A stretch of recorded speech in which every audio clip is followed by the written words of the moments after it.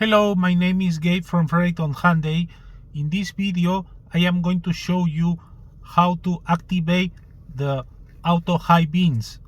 This option allows you, when you are driving at night, that your Hyundai by itself activate the high beams when there are no lights in front of you.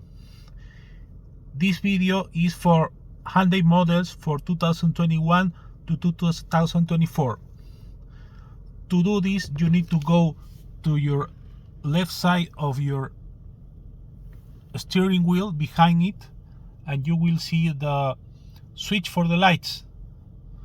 To activate the auto high beams, you need to push the switch one time. You push it, and as you see in the upside left of your dashboard, you will see this auto icon.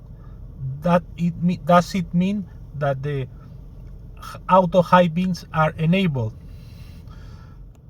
To deactivate, you need to do this.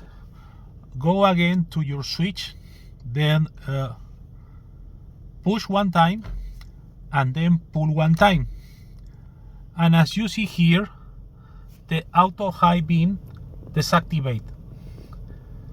So this is the way to activate and deactivate this great option. If you have questions or concerns, let me know. Have a great day.